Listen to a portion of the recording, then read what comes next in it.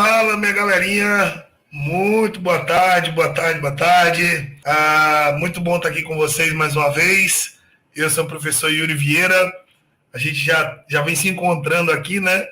Já tem um tempinho.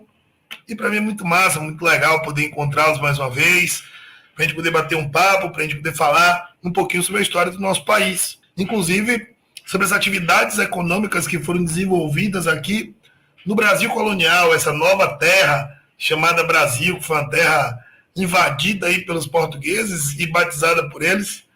E a gente tem realmente bastante coisa importante para a gente falar sobre esse assunto, que inclusive é bastante recorrente dos vestibulares. Muitas das questões que tratam sobre o Brasil colonial focam exatamente no seu aspecto econômico e a gente vai bater um papo sobre isso. Então deixa eu colocar aqui logo para vocês, título da nossa aula, as atividades econômicas do Brasil colonial, certo? Vamos nessa, vamos falar sobre a nossa história, falar sobre o nosso povo, que é bem importante que a gente conheça, né? A gente fala tanto da história dos outros, vamos conhecer um pouquinho mais da nossa, beleza? Minha galera, veja só, antes de falarmos sobre as atividades econômicas que foram aqui desenvolvidas, a gente precisa lembrar todo aquele processo que se desenvolveu durante as grandes navegações e lembrar que, no primeiro momento, o objetivo do português não era chegar ao Brasil. O objetivo principal era o quê? Era encontrar um outro caminho para as Índias. E isso tem a ver com as atividades econômicas que eram desenvolvidas por Portugal, não necessariamente as atividades econômicas desenvolvidas no Brasil. Então é muito importante, antes de mais nada, que a gente faça uma contextualização. Então, o que é importante a gente lembrar? Que esse processo de colonização se desenvolve no período conhecido como a expansão marítima. A expansão marítima, que vai se desenvolver ali entre as nações europeias a partir dos séculos XV e XVI.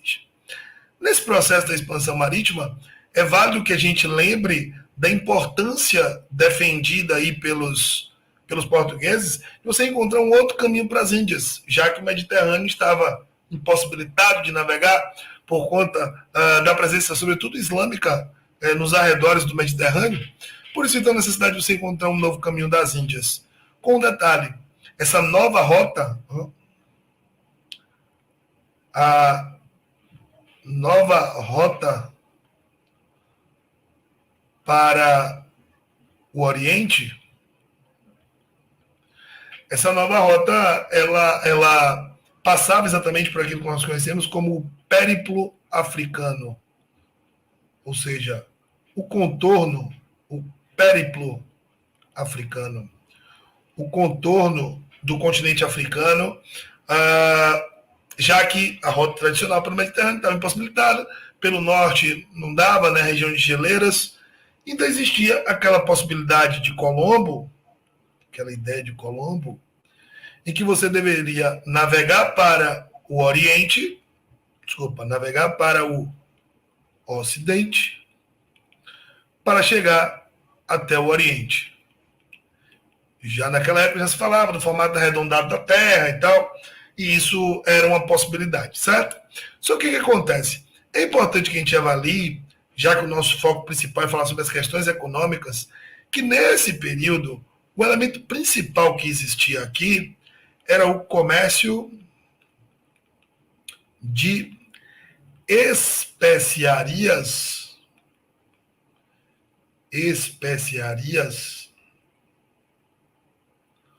orientais, certo? Um comércio de especiarias orientais. Ou seja, isso explica por que o Brasil, entre os anos de 1500 a 1530, teve apenas um período chamado de período pré-colonial, ou seja, um período antes da colonização efetiva do Brasil, de 1500 a 1530. Por que isso? Porque o Brasil era uma terra desinteressante. No primeiro momento era. O objetivo dos portugueses era encontrar uma nova rota para o Oriente, desenvolver esse comércio de especiarias orientais. Por isso que o Brasil inicialmente teve apenas um período pré-colonial, um período antes da colonização. Pronto, beleza. Só que o que vai acontecer? Com os primeiros contatos que se desenvolveram com nossa terra, surgiram então as primeiras atividades econômicas. Então é muito importante que a gente entenda que já nesse período pré-colonial, já tivemos aqui a primeira atividade econômica desenvolvida no Brasil, que é exatamente sobre o que nós estamos falando, né? E qual foi essa primeira atividade econômica desenvolvida? A exploração do pau-brasil. O que é importante que a gente entenda, deixa eu apagar aqui, é muito importante que a gente entenda que o que rolava aqui era o extrativismo do pau-brasil, já desenvolvido inicialmente no século XV e no iniciozinho do século XVI, certo? Ou seja, não havia o cultivo do pau-brasil, o plantio do pau-brasil, não, era apenas uma atividade extrativista. Pronto. Entendendo isso, a gente percebe o que aconteceu no Brasil pré-colonial. Mas o nosso foco é a gente analisar quais eram as atividades econômicas desenvolvidas no Brasil colonial. E aí a gente precisa bater um papo sobre. E aí, eu subo aqui a nossa tela, para a gente falar exatamente sobre a colonização. A gente sabe, né, que do ponto de vista administrativo, a primeira estrutura criada foi exatamente o sistema das capitanias hereditárias, mas precisamos falar sobre a economia. Então, pronto. O que vai acontecer? Quando a colonização começou a partir de 1530, e ela dura até 1822, quando o Brasil ficou independente, né? Começaram a surgir ainda algumas atividades. Aí tem uma coisa importante, tá, galera? Que a gente precisa entender. Veja só. Primeiro, a exploração de pau-brasil continuou existindo? Continuou. Então, o pau-brasil foi ainda um produto importante para a exploração portuguesa aqui no Brasil, ainda ao longo do século XVI, com um detalhe importante, viu, galera? Ó, na primeira metade do século XVI. Porque rapidamente o pau-brasil deu sinais de escassez, deu indícios de escassez, era uma atividade extrativista, era um vegetal em que o cultivo geraria um aumento de corte do pau-brasil muito longo, demorava muito tempo para que ele chegasse nesse ponto de corte, o que fazia com que os portugueses não se interessassem por isso, e nem os outros europeus que aqui frequentavam o nosso território. É assim, com a crise dessa produção, que nós vamos ter uma atividade econômica que foi muito importante para o Brasil, que foi o açúcar. O açúcar se transforma na principal atividade econômica do Brasil a partir do século XVI e, na segunda metade do século XVI. Com um detalhe, o açúcar é um produto importante para o Brasil até hoje. Só que aí, galera, a gente precisa avaliar uma coisa, tá? Nesse momento aqui, qual era a forma de trabalho predominante no Brasil? Me digam aí. Era o escravismo, certo? Com um detalhe muito importante. Quando a exploração de pau-brasil ela foi predominante, o escravismo que predominou aqui foi o escravismo indígena. E aí, com a lavoura açucareira, há uma predominância do escravismo africano. Deixa eu te contar uma coisa. Eu não disse que o escravismo indígena ele vai deixar de existir. Por isso que eu usei a palavra predominância. Havia um escravismo indígena no início e houve uma predominância do escravismo africano a partir do século XVI, da segunda metade, com a lavoura açucareira. Por que isso? O açúcar já era cultivado na costa da África, o africano já desenvolvia experiência com esse cultivo, existia uma adaptação ao trabalho braçal, uma vez até por uma questão mesmo física, robustez física do afrodescendente, e isso faz com que exista no Brasil o nascimento de algo que talvez seja a pior das características do povo brasileiro, que é o etnocentrismo, ou seja, racismo, o preconceito, a discriminação passa a ser uma característica muito forte no povo brasileiro. Mas o que vai acontecer? Essa lavoura açucareira, ela dá indícios de esgotamento no século XVII. Esgotamento não, de enfraquecimento no século XVII. A crise do açúcar se dá no século XVII, porque vamos lembrar que os holandeses invadiram Pernambuco por conta da União Ibérica, o corte das relações econômicas envolvendo Brasil e Holanda, né, por conta da posse de Filipe II no trono espanhol. E aí o que vai acontecer? Os holandeses decidem invadir o Brasil. essa produção açucareira vai dar certo em Pernambuco, só que com o fim da União Ibérica, em 1640, era óbvio que Portugal iria resgatar o controle do Brasil, inclusive do território pernambucano.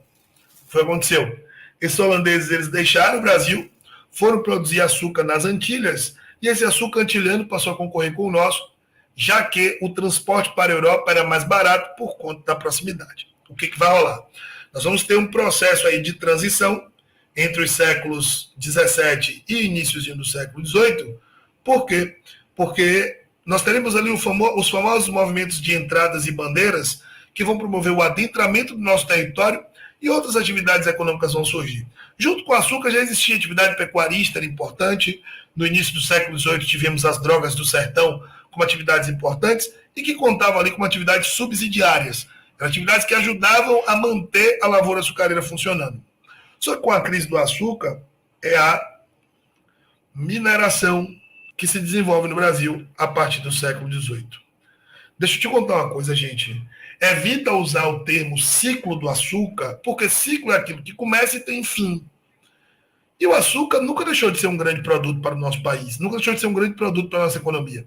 Então nós tivemos um momento de economia açucareira, um momento de economia mineradora.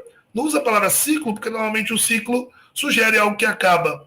E isso não vai acontecer quando a gente trata, né, dessas atividades econômicas do Brasil. No caso da mineração, por exemplo, tivemos uma profunda decadência na segunda metade do século XVIII, mas essa é uma atividade que existe no Brasil até hoje. E aí tem um detalhe importante, ó, o escravismo ele se estende. O escravismo ele continua existindo como uma atividade muito importante para o Brasil minerador, né? O escravismo que era, nesse momento já, predominantemente africano, como já tinha sido, né? A partir da transição aqui do século XVII, o escravismo ele continua existindo como uma atividade muito importante, o escravismo africano. Só que o que acontece? Essa mineração ela promove grandes transformações para o Brasil. O adentramento do nosso território, o surgimento de uma classe média, a criação de um dinamismo econômico, o crescimento das alforrias, investimento em urbanização e, claro, o deslocamento do nosso eixo político e econômico do Nordeste para a região Sudeste. Ou seja, Minas Gerais passava a ser o grande centro econômico do Brasil, uma vez que pau-brasil e açúcar eram atividades litorâneas, eram atividades típicas do Nordeste brasileiro. A mineração leva o centro da economia brasileira para Minas Gerais, o que faz com que a nossa capital deixe de ser Salvador, que era no Nordeste, e passe a ser, então, o Rio de Janeiro como uma região que poderia escoar a produção que vinha de Minas Gerais. Era importante, naquela época, ter uma capital litorânea. Certo? O que vai acontecer? Essa mineração ela vai ser submetida, né, a uma carga tributária muito pesada. No Brasil se pagava muito imposto, o que fez com que a atividade mineradora ela enfrentasse muitas dificuldades, até porque o Brasil ainda tinha toda aquela história do pacto colonial que só se quebrou no século XIX. Então os portugueses eles se sentiam donos de todas as riquezas que tinham no Brasil, o que fez que a mineração ela fosse também uma atividade extrativista e que fosse assim, muito cruel para o meio ambiente brasileiro, né? Porque os portugueses exigiam vários impostos, vários tributos e levavam o nosso ouro para Portugal, levavam o nosso ouro para a Europa, o que fazia com que a corte portuguesa sustentasse o seu luxo com a riqueza do Brasil. O fato é, essa mineração ela sobrevive até o século XIX, ainda como uma atividade muito importante, e aí é no século XIX que o Brasil consegue encontrar novos ingredientes para a sua economia. Como assim? No século XIX, nós temos aqui um momento curto, né? Marcado pelo surto da borracha. Então a borracha foi um produto muito importante no século XIX e que voltou, inclusive, a ser um grande produto no século XX, né? Sobretudo com as transformações políticas que existiam no Brasil, o Brasil ainda imperial. A gente pode falar sobre isso um pouco mais para frente numa outra aula. Mas sem dúvida alguma, galera, a principal atividade econômica desenvolvida no Brasil do século XIX foi o café. O café é o principal produto do Brasil. Claro, existiam outros ingredientes, o cacau, o algodão, todos esses produtos eram muito importantes. Mas o café assumiu o protagonismo. E aí tem uma coisa muito importante, tá, gente? O quê? O tempo ia passando e o escravismo sendo preservado. E aí a gente precisa entender uma coisinha, tá? A gente sabe que no século XVIII, e aí vamos avaliar aqui essa condição em escala global, no século XVIII, O que acontece no mundo? Qual é a realidade global? O que nós temos de contexto global? Vamos nessa. No século XVIII, o surgimento do quê? Da filosofia iluminista, o iluminismo. Iluminismo este que foi fundamental para a ocorrência de várias revoluções. A Revolução Americana, a Revolução Francesa, e, claro, aquela que talvez seja a mais importante delas, a Revolução Industrial, pelo menos do ponto de vista econômico. A Revolução Industrial, que começa na Inglaterra, no meio do século XVIII, e que vai viver ainda as suas etapas, né? A primeira fase da Revolução Industrial no século XVIII, a segunda fase da Revolução Industrial no século XIX. A primeira fase, a partir de 1750, a segunda fase, certo? A partir de 1850, a segunda metade do século XIX. O que aconteceu é o seguinte, minha gente, a filosofia iluminista contribuiu muito para isso, para essa revolução. E essa revolução industrial foi um fator muito importante para quê? Para que no século XIX, tivéssemos a formação do modelo econômico capitalista, o capitalismo. Só que aí tem um detalhe importante. O Brasil foi ficar independente no século XIX, no início do século XIX. E aí, galera, há uma incompatibilidade entre esse modelo político econômico que predominava no mundo com algo totalmente diferente do que acontecia no Brasil. O Brasil ainda era um país escravista. E aí nós temos uma pressão internacional muito grande para que o Brasil faça a abolição ao longo do século XIX. Essa abolição só vem no final do século XIX. Mas assim, as atividades econômicas desenvolvidas aqui, elas foram fundamentais para o processo de transformação social que existiu no Brasil. Com o mundo capitalista, há uma necessidade evidente da conquista de 3 elementos. Você precisa de mão de obra barata, você precisa de matéria-prima e você precisa de mercado consumidor. Então vamos lá. No Brasil você encontrava mão de obra barata? Sim, o que não faltava era gente desempregada no Brasil querendo trabalhar. No Brasil você encontrava matéria-prima, óbvio, e recursos naturais, o país mais rico do mundo. Mas o Brasil tinha essa questão aqui, que era o mercado consumidor. Veja, como que você teria mercado consumidor no Brasil, uma vez que o país era um país escravista? Eis a questão. O escravo ele não tem remuneração. Se ele não tem remuneração, ele não compra, ele não serve de mercado consumidor. Então o que vai acontecer? O nosso processo colonial, ele envolve, né, a exploração do pau-brasil, a exploração da cana-de-açúcar e das outras atividades subsidiárias, como eu disse, a atividade pecuarista, por exemplo, foi muito importante para o Brasil, e outros gêneros agrícolas. No século XVIII, a mineração, no século XIX, o café, a borracha, num surto industrial ali, um curto momento no surto da borracha, mas o café como o produto mais importante do século XIX, e que, inclusive, se manteve assim até o século XX. Aí você diz, poxa, você não vai falar não do processo de industrialização, de Getúlio, de Juscelino e tal? Galera, isso aí é no momento já em que o Brasil esteve independente. Nosso foco aqui é falar sobre a economia do Brasil antes da independência, ou seja, a economia do Brasil durante a colonização. E aí você tem que entender isso. Se você trata de um país que tem uma atividade econômica muito próspera, perceba que o que não faltam aqui era oportunidade, o que não faltavam aqui eram oportunidades de negócios. Mas tinha uma questão aí que emperrava o desenvolvimento econômico do Brasil, as questões políticas. O fato do Brasil ser uma colônia de Portugal era um divisor de águas, porque ser uma colônia de Portugal significava que as riquezas produzidas no Brasil iam para na mão de Portugal. No caso do ouro, por exemplo, galera, o Brasil tinha tantos tributos, tantos impostos para pagar, que assim, o ouro ele foi quase que extinto no Brasil por conta exatamente desse monopólio português em relação às atividades econômicas que aqui estavam. Então, assim, havia realmente uma possibilidade de desenvolvimento econômico, havia uma possibilidade de prosperidade financeira, comercial, mercadológica, mas na prática isso não acontecia porque o Brasil era uma colônia de Portugal e, além de ser uma colônia de Portugal, era uma colônia de um país com uma mentalidade ultraconservadora, de um país com uma mentalidade escravista, um país com uma mentalidade latifundiária, o que dificultava o surgimento de novos agentes para a economia brasileira e o aquecimento do comércio, sobretudo o comércio interno. Percebam que essas atividades econômicas, elas interferem diretamente nas questões sociopolíticas do Brasil, porque, por exemplo, quando o pau-brasil foi a principal atividade econômica do Brasil, quando o açúcar foi a principal atividade econômica, onde é que estava o eixo da economia brasileira? O Nordeste. O Nordeste era o centro da nossa economia, mas era também o nosso centro político. A capital do Brasil era Salvador. Isso começa com o governo geral, quando é trazido para cá, né? Então, assim, quando a atividade econômica passou a ser a mineração, nós tivemos a capital sendo transferida para Minas Gerais. Desculpa, transferida para o Rio de Janeiro, já que o nosso centro econômico era Minas Gerais.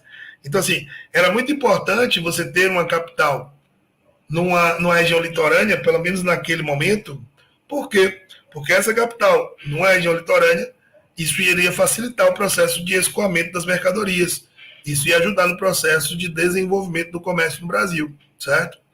Então, assim, é curioso que o mesmo argumento que leva a capital do Brasil para o Rio de Janeiro no século XVIII, tira a capital de lá no século XX, quando a capital passa a ser Brasília, né? Por quê? O que acontece? No século XX, era necessário ter uma capital central, porque no século XX tinham aviões que podiam atacar o espaço aéreo sem nem adentrar o nosso espaço aéreo, pelo litoral mesmo. Por isso que a capital deixa de ser litorânea para ser uma capital central, né, como acontece com Brasília, no governo de Juscelino. Eu ainda vou falar sobre outras atividades econômicas que existiram no Brasil, obviamente falando já do Brasil pós-independência, eu estou falando aqui do Brasil ainda no contexto de colonização. Lembrando que mesmo com a chegada da família real portuguesa para o Brasil, houve ali um processo, e isso é importante a gente falar, né? Isso até é muito importante a gente comentar. Deixa eu voltar aqui. Presta atenção, ó. Existe um momento em que a nossa economia ela mudou bastante. Que momento foi esse? Com o período que nós conhecemos como o período joanino. Ó, o Brasil ainda era uma colônia nesse momento. Então, ó, o período joanino. O que foi que rolou aqui de 1808 até 1820. 1821, né? Mas 1820 aqui a gente arredonda, fica mais fácil de entender. O que vai acontecer? Veja só. O período joanino ele é chamado assim porque nós temos a chegada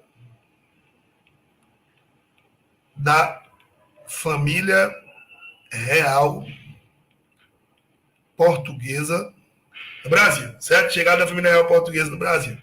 O que vai acontecer, gente? Logo em 1808, Dom João anuncia a abertura dos portos. A abertura dos portos às nações amigas.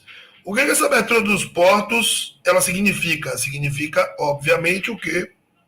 O fim do pacto colonial, também chamado de exclusivo metropolitano, né? Então você tinha aí o fim do pacto colonial, ou seja, o Brasil, que era obrigado a comercializar exclusivamente com Portugal, já não tinha mais essa obrigatoriedade. Então, assim, essa abertura dos portos ela acontece em 1808. E aí, logo em seguida, em 1810, nós temos os tratados de 1810, que são os tratados de comércio e navegação, e aí no tratado de aliança, são dois, tá? E amizade. Eles são os tratados de 1810. O que acontece aqui? É muito importante que a gente entenda o seguinte, que com esses acordos, tanto o tratado de 1808 quanto de 1810, o que vai acontecer? As tais nações amigas que Dom João determinava, não precisava de plural não, porque só tinha uma nação amiga. Que nação era essa? A Inglaterra. Então, tanto o Tratado de 1808, com a abertura dos portos, quanto o Tratado de Comércio e Navegação, Aliança e Amizade, eram tratados que beneficiavam a Inglaterra. E foi exatamente por isso, a partir disso, que nós passamos a ter aqui no Brasil um movimento abolicionista. Porque isso, a Inglaterra era um país industrializado, e esse país industrializado precisava de mercado consumidor. Então, o abolicionismo cresce a partir daí. Então, é no período joanino que nós temos também transformações econômicas, porque é nesse momento, por exemplo, que nasce o Banco do Brasil. A ideia era ter um banco nacional para cuidar das finanças nacionais, cuidar dos negócios nacionais, né, para que a nossa economia pudesse funcionar. Só que na prática o banco foi criado quando o João foi falido depois, né? Por ele e assim a falência foi ainda mais aprofundada pelo seu filho Dom Pedro I. Mas o fato essa interferência inglesa fez com que o Brasil aprofundasse a sua dependência financeira, e era essa a realidade do Brasil do período joanino. O Brasil era politicamente uma colônia de Portugal, mas economicamente um controle inglês, uma possessão inglesa. Por quê?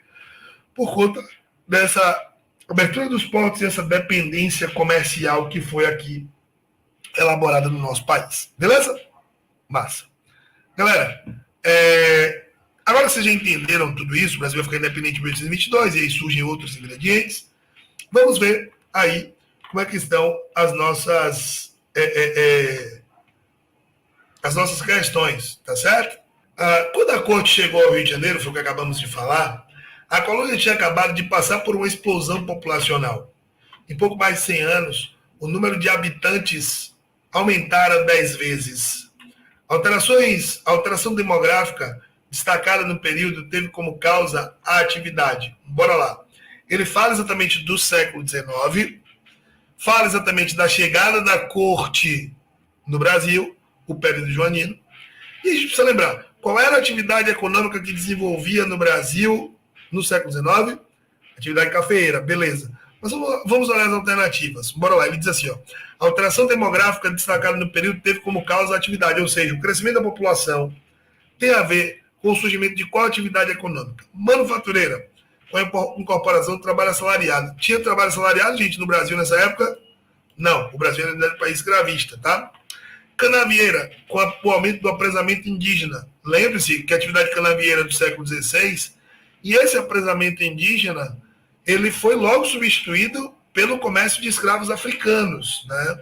Então, assim, houve uma predileção pela mão de obra afrodescendente em detrimento da mão de obra indígena, certo? Então, não pode ser o nosso gabarito. Letra C, uma atividade mineradora com a ampliação do tráfico africano. Acontece realmente atividade mineradora, ela é do século XVIII, isso pode gerar uma consequência para o século XIX. É verdade. Vamos esperar para ver, né? Letra B, industrial, com a intensificação do êxodo rural. Não, o Brasil só vai ver a sua industrialização no século XX. Cafeira, com a atração de imigração europeia. Ou seja, temos a letra A e a letra C. Só que veja só, a questão ela pede sobre uma alteração demográfica no período. E o texto fala sobre uma explosão populacional. Aí, bora lá. Galera, o tráfico africano, ele ajuda no crescimento da população ou, na verdade, ajuda na destruição da população por conta das péssimas condições de vida do escravo? Pois é. Por isso, nós podemos excluir a letra C e marcar a letra E como a nossa resposta. Século XIX, atividade cafeira, com a atração da imigração europeia. Isso aconteceu. Inclusive, o governo brasileiro tinha interesse em atrair esses imigrantes europeus, porque isso fazia parte do processo de branqueamento da população brasileira, que era uma coisa já desejada de muito tempo no Brasil, e que Dom João executou, Dom Pedro deu continuidade, isso aconteceu ainda também com Dom Pedro II, e isso ajuda no processo de formação de uma sociedade etnocêntrica, preconceituosa, como a nossa, uma sociedade muito marcada pelo racismo, certo? Essa questão 4, ela é interessante para a gente. Vamos lá. Os que trazem o gado são brancos, mulatos e pretos, e também índios. Com que este trabalho procuram ter algum lucro?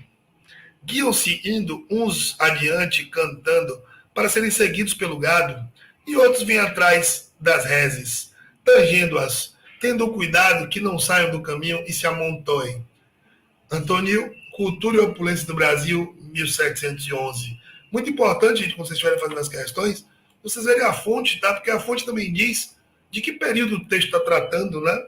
Então, 1711, Brasil, século XVIII, atividade mineradora, isso nos auxilia na questão. Mas vamos lá. O texto expressa uma atividade econômica característica. Quando ele fala os que trazem o gado, ele fala exatamente da atividade pecuarista, tá bom? Mas vamos lá, criação de animais, certo?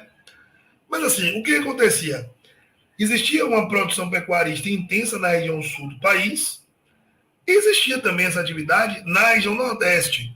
Só que assim, o gado ele apresentava uma melhor condição de vida na região Sul por conta do rigor climático não ser tão severo como acontecia, por exemplo, na região Nordeste.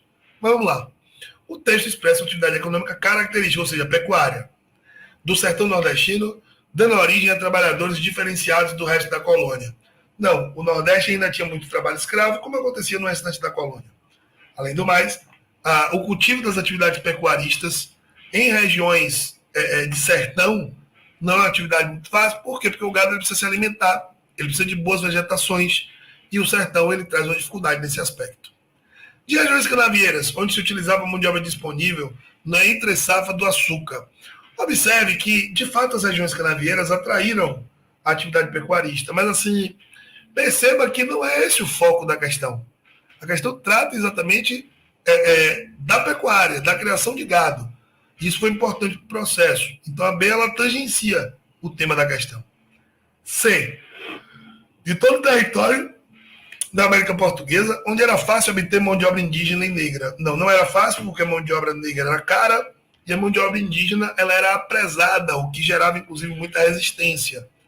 Então, além disso, não havia essa atividade pecuarista em todo o território brasileiro. Então, a letra C está falsa. D. Das regiões do Nordeste produtoras de charque que empregavam mão de obra assalariada. Primeiro que no Nordeste não havia essa produção de charque, o Nordeste não era muito importante, não era uma região assim, só para vocês entenderem, no Nordeste existia produção pecuarista, mas a produção de charque, por exemplo, era muito mais comum, era muito mais forte no sul do país, certo? Mas bora lá. E essa coisa de mão de obra assalariada, não, né, gente? O que tinha que era mão de obra escrava. Vamos nessa. Letra E, do sul da colônia, visando abastecer de carne a região açucareira do Nordeste. E era exatamente isso que acontecia. A pecuária ela foi muito mais forte na região sul e existia aí esse contato com a região Nordeste para que você desenvolva, né, a atividade pecuarista. Agora, claro, o sustento, inclusive, desses mercadores. Você diz, poxa, professor, e essa galera viajava por espaços tão distantes? Exatamente, eles andavam em tropas, né?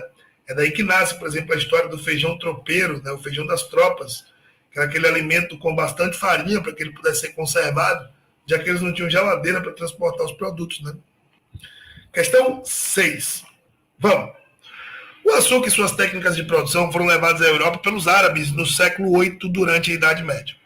Mas foi principalmente a partir das cruzadas, entre os séculos XI e XIII, que a sua procura foi aumentando. Nessa época, passou a ser importado do Oriente Médio e produzido em pequena escala no sul da Itália, mas continuou a ser produto de luxo, extremamente caro, chegando a figurar nos dotes de princesas casadoras. Vamos lá. Considerando o conceito do antigo sistema colonial, o açúcar foi produto escolhido por Portugal para dar início à colonização brasileira em virtude de... Bora lá. Vamos ver de baixo para cima, tá? É interessante isso, né? Que o açúcar aparece de maneira muito importante para o Brasil, mais ou menos como o sal apareceu no território romano, né? Em Roma era assim. As pessoas eram remuneradas, normalmente com quantidades de sal, e é daí que nasce o salário, certo? Então, em Roma, existia, né? Essa ação econômica, essa ação comercial, que aqui no Brasil o açúcar tinha esse papel. Então vamos lá.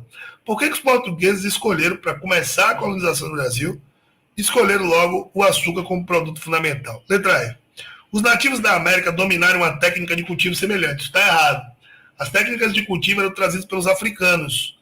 Tinha uma influência árabe no Brasil, com certeza, mas as técnicas de plantio eram trazidas pelos africanos. Os africanos que eram que dominavam tal prática, certo? Então, não pode ser o gabarito, tá? Letra D. E eles já desenvolveram esse cultivo na África, porque eu estou falando de um continente em que você tem também um clima quente e úmido, com as estações do ano não muito bem definidas, de maneira semelhante ao que acontece no Brasil, sobretudo na região Nordeste. Então, bora lá. D. As feitorias africanas facilitarem a comercialização desse produto. Entenda, o comércio de açúcar não era com a África, o comércio de açúcar era do Brasil com a Europa. Então, assim, não tinha como nas feitorias africanas você ter uma comercialização de açúcar, Até porque essas feitorias tinham como foco principal negociar o escravo. E assim, o escravo não tendo remuneração, ficaria difícil, né, para que ele conseguisse consumir tal produto. Letra C. A mão de obra necessária para o cultivo ser insuficiente, totalmente equivocada. O que não faltava no Brasil era gente disponível para trabalhar, ainda mais sendo um país escravista como o nosso, né? Em que muitos viviam em condições péssimas, em condições de extrema pobreza. Letra B. Os árabes serem aliados históricos dos portugueses. Isso não é verdade, tá, gente? Inclusive, durante muito tempo, a maior ocupação islâmica fora da Arábia foi na Península Ibérica, o Califato de Córdoba. Isso é coisa interessante. Por quê? Porque ali nasceu uma rivalidade entre portugueses e espanhóis com os muçulmanos. Não é à toa que durante as cruzadas acontece o movimento da reconquista. O que é isso? As mesmas mobilizações religiosas, militares e comerciais que foram organizadas pelos católicos em direção a Jerusalém, em direção ao Oriente, elas foram também destinadas à Península Ibérica. E foi por isso que aconteceu ali uma reconquista, porque portugueses e espanhóis reconquistaram o seu território. Claro, usando como argumento o catolicismo, usando como argumento, inclusive, de coerção e de mobilização popular, para quê? Para que o catolicismo voltasse a imperar naquelas terras. E aí, assim, isso faz nascer uma rivalidade. E te digo mais, com as cruzadas, essas rivalidades elas são ampliadas. Por quê? Porque lembre-se que o argumento do cristão, do católico, era vamos levar a salvação para aqueles povos que vivem lá no Oriente. Esses povos que viviam no Oriente, gente, eles eram da predominância de qual religião? Muçulmanos, como acontecia com os árabes. Letra A. O lucro obtido com o seu comércio ser muito vantajoso. E é exatamente esse o nosso gabarito. A formação do complexo Casagrande-Senzala não era uma coisa barata, mas a rentabilidade era garantida. Por quê? Porque você não gastava com mão de obra.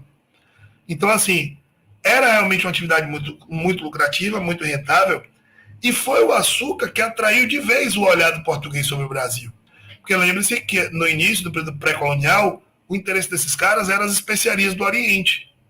Só que com o passar do tempo, o interesse passa a ser o pau-brasil e logo em seguida o açúcar, por conta disso, por conta da rentabilidade desse produto. Mais rentável até do que o açúcar foi a mineração.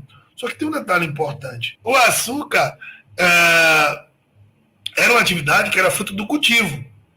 A mineração não. A mineração era uma atividade extrativista.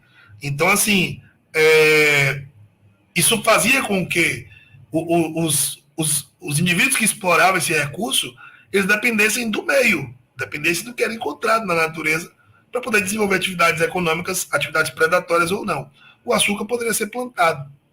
O ouro tinha que ser garimpado, você tinha que encontrar o produto, encontrar a riqueza, né? E isso é uma coisa também muito interessante.